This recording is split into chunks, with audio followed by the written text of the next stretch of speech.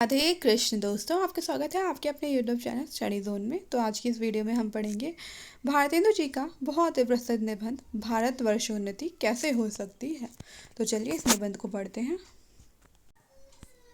भारतवर्षोन्नति कैसे हो सकती है, भारतेंदु हरिश्चंद्र जी द्वारा लिखित निबंध है।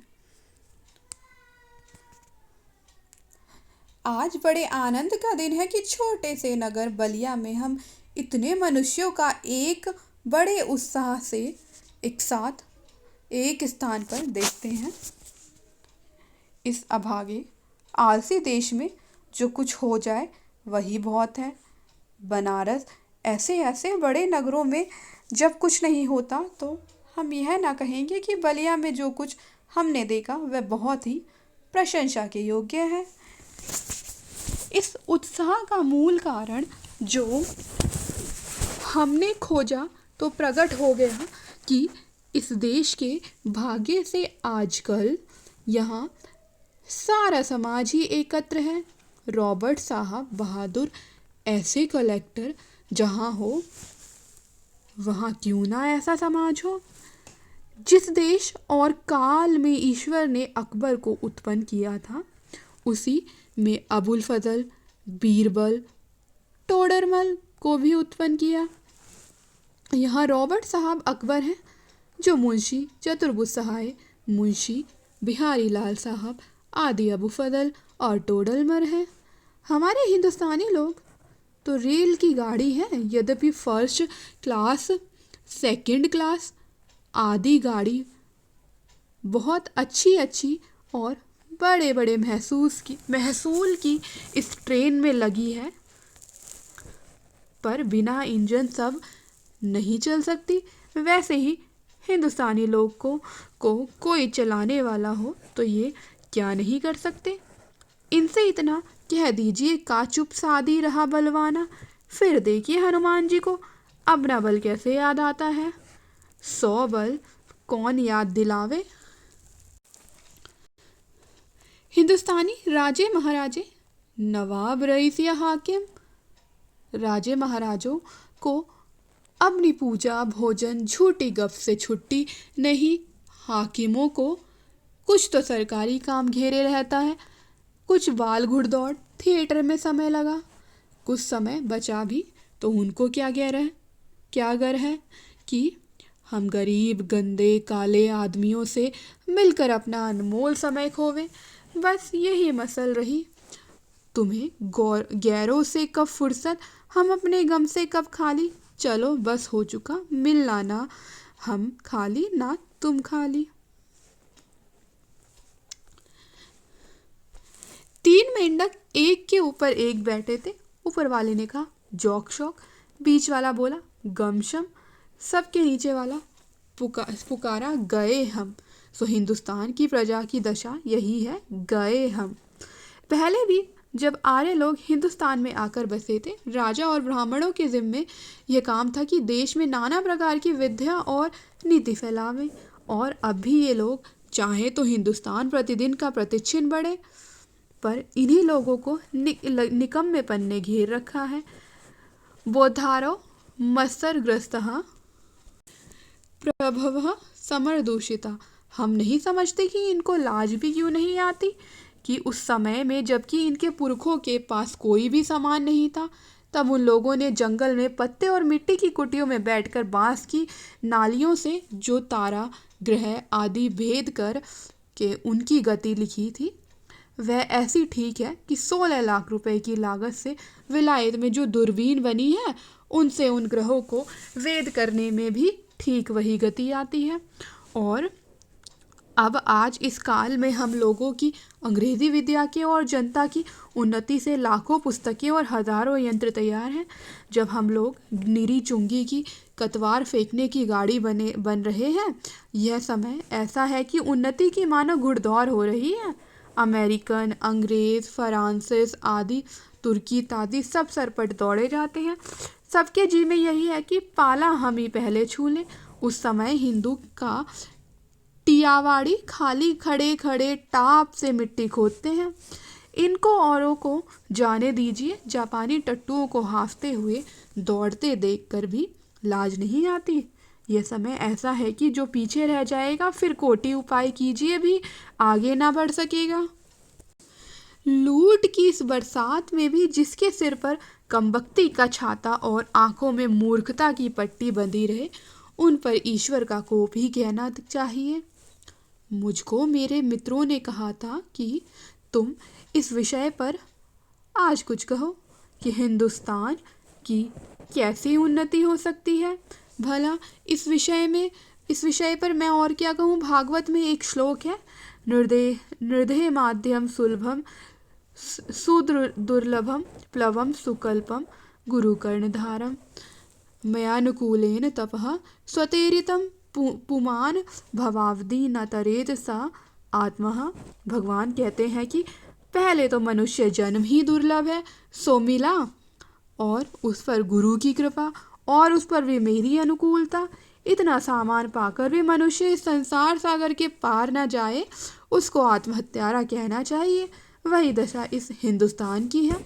अंग्रेजों के राज्य में सब प्रकार का सामान पाकर, अवसर पाकर भी हम लोग जो इस समय उन्नति ना करें तो हमारे केवल अभाग्य और परमेश्वर का कोप ही है। सास और अनुमोदन से एकांत रात में सूने रंग महल में जाकर भी बहुत दिनों से प्राण से प्यारे परदेसी पति से मिलकर छाती ठंडी करने की इच्छा भी उसका लाश से मुंह भी ना देखे और बोले भी ना तो उसका अभाग्य ही है। पर वह तो केवल परदेश चला जाएगा। वैसे ही अंग्रेजों के राज्य में भी जो हम मेंढक काट के उल्लू पिंजड़े के गंगाराम ही रहे तो फिर हमारी कमबख्ती फिर कमबख्ती ही है। बहुत लोग ये कहेंगे कि हमको पेट के धंधे के मारे छुट्टी ही नहीं रहती। बाबा, हम क्या उन्नति करें? तुम्हारा पेट भरा है, तुमको दून की सूझती है। उसने एक हाथ से अपना पेट भरा, दूसरे हाथ से उन्नति के कांटों को साफ किया। क्या इंग्लैंड में किसान, खेत वाले, गाड़ीवान, मजदूर, कोचवान आदि नहीं? किसी देश में भी सभी पेट भरे हुए नहीं होते, किंतु वे लोग जहाँ खेत जोतते बाते हैं वहीं उसके साथ यह भी सोचते हैं कि ऐसी कौन नई कल मसाला बनावे जिससे इस खेत में आगे से धून अनाज उपजे। विलायत में गाड़ी के कोचवान भी अखबार पढ़ते हैं। जब मालिक उतरकर किसी दोस्त के यहाँ गया, उसी समय कोचवान ने गद्दी के नीचे से अखबार निकाला। यहाँ उतनी देर कोचवान हुक्का पिएगा या गप करेगा, सो गप भी निकम्मी। वहाँ के लोग गप में ही देश के प्रबंध छाड़ते हैं। सिद्धांत यह है कि वहाँ के लोगों का यह सिद्धांत है कि एक छिन भी व्यर्थ ना जाए, छिन यानी कि क्षण। उसके बदले यहाँ के लोगों को जितना निकम्मापन हो उतना ही बड़ा अमीर समझा जाता है। आलस्य यहाँ इतनी बढ़ गई है कि मलूक दास ने दोहा बना दिया, अजगर करे न चाकरी, पंछी करे न काम, दास मलूका कहे गए सबके दाता राम।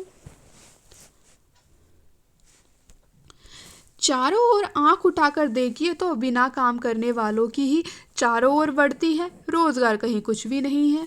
अमीरों, मुसाहिबों, दलालों या अमीरों के नौजवान लड़कों को खराब करना या किसी की जमा मार लेना, इसके सिवा बतलाइए और कौन रोजगार है जिससे कुछ रुपया मिले। चारों ओर दरिद्रता की आग लगी हुई है। किसी ने बहुत ठीक कहा है कि दरिद्र कुटुंबी इस तरह अपनी इज्जत को बचाता फिरता है जैसे लाजवंती बहू फटे कपड़ों में अपने अंग को छिपाए जाती है। वही दशा हिंदुस्तान की है। मुर्दम शुमारी का रिपोर्ट देखने से स्पष्ट होता है कि मनुष्य दिन दिन यहाँ बढ़ते जाते हैं और रुपया दिन दिन कमता होता जाता है। सो अब बिना ऐसा उपाय किए काम नहीं चलेगा कि रुपया भी बढ़े और वह रुपया बिना बुद्धि के ना बढ़ेगा। भाइयों, राजा महाराजाओं का मुंह मत देखो। मत ये आशा रखो कि पंडित जी कथा में ऐसा उपाय बतलाएंगे कि देश का रुपया और बुद्धि बढ़े। तुम आप ही कमर कसो, आलस छोड़ो। कब तक अपने को जंगली, हूस, मूर्ख, बोदे, डरपोक करवाओगे? दौड़ो इस घुड़दौड़ में, जो पीछे पड़े तो फिर कहीं ठिकाना नहीं। फिर कब कब राम जनकपुर आए हैं। अब की जो पीछे पड़े तो फिर रसातल ही पहुँचोगे। जब पृथ्वीराज को कैद कर के गोर ले गए तो शहाबुद्दीन के भाई गयासुद्दीन से किसी ने कहा कि वह शब्द बेदी बाण बहुत अच्छा मारता है। एक दिन सभी नियत हुई और 7 लोहे के तावे बाण से फोड़ने को रखे गए। पृथ्वीराज को लोगों ने पहले से ही अंधा कर दिया था। संकेत यह हुआ कि जब गयासुद्दीन हुक करे तब वह तावे पर बाण मारे। चंद कवि भी उसके साथ कैदी था। यह सामान देखकर उसने यह दोहा पढ़ा, अब की चढ़ी कमान को जाने फिर कब चढ़े, जिन चूके चहु आज इक्के मारे इक्क सर। उसका संकेत समझकर गयासुद्दीन ने हूँ किया तो पृथ्वीराज ने उसी को बाण मारा। वही बात अब है। अब की चढ़ी इस समय में सरकार का राज्य पाकर और उन्नति का इतना सामान पाकर भी तुम लोग अपने को ना सुधारो तो तुम ही रहो। और सुधारना भी ऐसा होना चाहिए कि सब बात में उन्नति हो, धर्म में, घर के कामों में, बाहर के कामों में, रोजगार में, शिष्टाचार में, चाल चलन में, शरीर में, बल में, समाज में, युवा में, वृद्ध में, स्त्री में, पुरुष में, अमीर में, गरीब में, भारतवर्ष की सब आस्था, सब जाति, सब देश में उन्नति करो। सब ऐसी बातों को छोड़ो जो तुम्हारे इस पदकंटक हो। चाहे तुम्हें लोग निकम्मा कहें या नंगा कहें, क्रिस्तान कहें या भ्रष्ट कहें, तुम केवल अपने देश की दीन दशा को देखो और उन्नति और उनकी बात मत सुनो। अपमान पुरस्कृत्य मानम कृत्वा तु पृष्ठः स्वकार्ये साधेत धीमान कार्यध्वंसो ही मूर्खता। जो लोग अपने को देशी हितैषी मानते हो वह अपने सुख को होम करके, अपने धन और मान का बलिदान करके कमर कस के उठो। देखा देखी थोड़े दिन में सब हो जाएगा। अपनी खराबियों के मूल कारणों को खोजो। कोई धर्म की आड़ में, कोई सुख की आड़ में छिपे हैं। उन चोरों को वहाँ से पकड़ कर लाओ, उनको बांध कर कैद करो। हम इससे बढ़कर क्या कहें कि जैसे तुम्हारे घर में कोई पुरुष व्यभिचार करने आवे तो जिस क्रोध से उसको पकड़कर मारोगे और जहाँ तक तुम्हारे में शक्ति होगी उसका सत्यानाश करोगे, उसी तरह इस समय जो बातें तुम्हारे उन्नति पथ की काट हो उनकी जड़ खोद कर फेंक दो। कुछ मत डरो।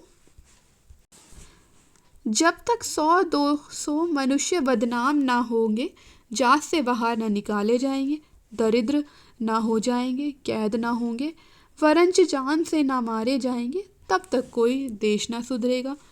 अब यह प्रश्न होगा कि भाई हम तो जानते ही नहीं कि उन्नति और सुधारना किस चिड़िया का नाम है, किसको अच्छा समझे, क्या ले क्या छोड़े। तो कुछ बातें जो इस शीघ्रता से मेरे ध्यान में आती हैं उनको मैं कहता हूँ सुनो।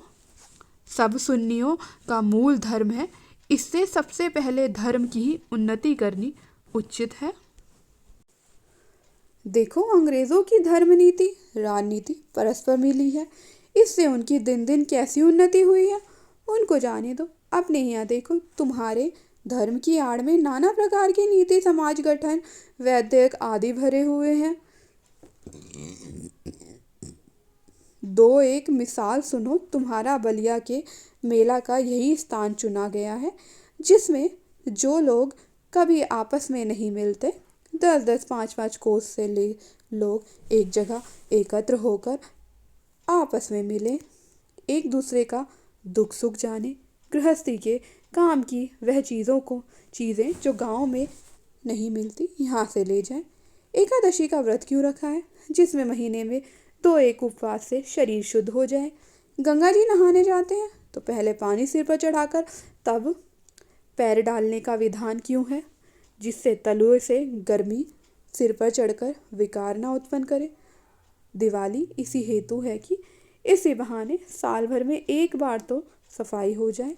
होली इसी हेतु है कि बसंत की बिगड़ी हवा स्थान स्थान पर अग्नि जलने से स्वच्छ हो जाए। यही त्योहार ही तुम्हारी म्यूनसिपालिटी है। ऐसे ही सब पर्व, सब तीर्थ, व्रत आदि कोई हिकमत है। उन लोगों ने धर्म नीति और समान नीति को दूध पानी की भांति मिला दिया है। खराबी जो बीच में हुई वह यह है कि उन लोगों ने ये धर्म क्यों मानने लिखे थे। इसका लोगों ने मतलब नहीं समझा और इन बातों को वास्तविक धर्म मान लिया। भाइयों, वास्तविक धर्म तो केवल परमेश्वर के चरण कमल का भजन है। ये सब तो समाज धर्म है जो देश काल के अनुसार शोधो और बदले जा सकते हैं। दूसरी खराबी यह हुई कि महात्मा बुद्धिमान ऋषियों के वंश के लोगों ने अपने बाप दादों का मतलब ना समझकर बहुत से नए नए धर्म बनाकर शास्त्रों में धर दिए। बस सभी तिथि व्रत को और सभी स्थान तीर्थ हो गए। सो इन बातों को अब एक बार आंख खोल कर देखो और समझ लीजिए कि फलानी बात उन बुद्धिमान ऋषियों ने क्यों बनाई और उनमें देश और काल के अनुकूल और उपकारी हो उनका ग्रहण कीजिए। बहुत सी बातें जो समाज विरुद्ध मानी जाती हैं किंतु धर्म शास्त्रों में जिनका विधान है उनको मत चलाइए। जैसा जहाज का सफ़र, विधवा विवाह आदि। लड़कों की छोटेपन में ही शादी करके उनका बल बीरज आयुष्य सब मत घटाइए। आप उनके माँ बाप हैं या शत्रु हैं, वीर्य उनके शरीर में पुष्ट होने दीजिए। नून तेल लकड़ी की फिक्र करने की बुद्धि सीख लेने दीजिए, तब उनका बैर काट में डालिए। कुलीन प्रथा, बहुविवाह आदि को दूर कीजिए। लड़कियों को भी पढ़ाइए किंतु इस चाल में नहीं जैसे आजकल पढ़ाई जाती हैं, जिससे उपकार के बदले बुराई होती है। ऐसी चाल से उनको शिक्षा दीजिए कि वह अपना और कुल धर्म सीखें, पति की भक्ति करें और लड़कों को सहज में शिक्षा दें। वैष्णव शास्त्र इत्यादि नाना प्रकार के लोग आपस में बैर छोड़ दें। यह समय इन झगड़ों का नहीं। हिंदू जैन मुसलमान सब आपस में मिलिए। जाति में कोई चाहे ऊंचा हो चाहे नीचा हो, सबका आदर कीजिए। जो जिस योग्य हो उसे वैसा मानिए। छोटी जाति के लोगों का तिरस्कार करके उनका जी मत तोड़िए। सब लोग आपस में मिलिए। मुसलमान भाइयों को भी उचित है कि इस हिंदुस्तान में बस कर वे लोग हिंदुओं को नीचा समझना छोड़ दें। ठीक भाइयों की भांति हिंदुओं से बर्ताव करें। ऐसी बात जो हिंदुओं का जी दुखाने वाली ना करें। घर में आग लगे, सब जिठानी दौरानी को आपस का डहा छोड़कर एक साथ वह आग बुझानी चाहिए। जो बात हिंदुओं का नहीं मयस्सर है वह धर्म के प्रभाव से मुसलमानों को सहज प्राप्त है। उनकी जाति नहीं, खाने पीने में चौका चूल्हा नहीं, विलायत जाने में रोक टोक नहीं। फिर भी बड़े ही सोच की बात है कि मुसलमानों ने अभी तक अपनी दशा कुछ नहीं सुधारी। अभी तक बहुतों को यही ज्ञात है कि दिल्ली लखनऊ की बादशाहत कायम है। यारो वे दिन गए, अब आलस हठधर्मी ये सब छोड़ो, चलो हिंदुओं के साथ तुम भी दौड़ो। एक एक दो होंगे। पुरानी बातें दूर करो। मीर हसन और इंदर सभा पढ़ाकर छोटेपन ही से लड़कों का सत्यानाश मत करो।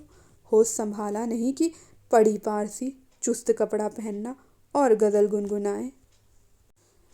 शौक तिल्फी से मुझे गुल की जो दीदार का था, ना किया हमने गुलिस्तां का सबक याद कभी। भला सोचो किस हालत में बड़े होने पर वे लड़के क्यों ना बिगड़ेंगे। अपने लड़कों को ऐसी किताबें छूने भी मत दो। अच्छी से अच्छी उनको तालीम दो। पेंशन और वजीफे या नौकरी का भरोसा छोड़ो। लड़कों को रोजगार सिखलाओ। विलायत भेजो। छोटेपन से मेहनत करने की आदत दिलाओ। 100 महलों के लाड़ प्यार दुनिया से बेखबर रहने की राह मत दिखलाओ। भाई हिंदुओं, तुम भी मतमांतरों का आग्रह छोड़ो, आपस में प्रेम बढ़ाओ। इस महामंत्र का जप करो। जो हिंदुस्तान में रहे चाहे किसी जाति किसी रंग का क्यों ना हो, वह हिंदू है। हिंदू की सहायता करो। बंगाली मराठा पंजाबी मद्रासी, वैदिक, जैन, ब्राह्मणों, मुसलमानों, सब का हाथ एक पकड़ो। कारीगरी जिससे तुम्हारे यहाँ बढ़े, तुम्हारा रुपया तुम्हारे ही देश में रहे, वह करो। देखा जैसे हजार धारा होकर गंगा समुद्र में मिली है, वैसे ही तुम्हारी लक्ष्मी हजार तरह से इंग्लैंड, फ्रांसिस, जर्मनी, अमेरिका को जाती है। दिया सलाई ऐसी तुच्छ वस्तु भी वहीं से आती है। जरा अपने ही को देखो, तुम जिस मार्किन की धोती पहने हो वह अमेरिका की बनी है। जिस लकलाट का तुम्हारा अंगा है वह इंग्लैंड का है। फ्रांसिस की बनी कंघी से तुम सिर झाड़ते हो और जर्मनी की बनी चर्बी की बत्ती तुम्हारे सामने जल रही है। यह तो वही मसल हुई, एक बेफिक्रे मंगती का कपड़ा पहनकर किसी महफिल में गए, कपड़े को पहचान कर एक ने कहा अजी अंगा तो फलाने का है, दूसरा बोला अजी टोपी भी फलाने की है। तो उन्होंने हंसकर जवाब दिया कि घर की तो मूछें ही मूछें हैं। हाय अफसोस, तुम ऐसे हो गए कि अपने निज की काम की वस्तु भी नहीं बना सकते। भाइयों, अब तो नींद से जागो, अपने देश की सब प्रकार से उन्नति करो, जिसमें तुम्हारी भलाई हो। वैसी ही किताब पढ़ो, वैसे ही खेल खेलो, वैसी बातचीत करो। परदेसी वस्तु और परदेशी भाषा का भरोसा मत रखो, अपने में अपनी भाषा में उन्नति करो। और यहाँ पर ये निबंध समाप्त होता है।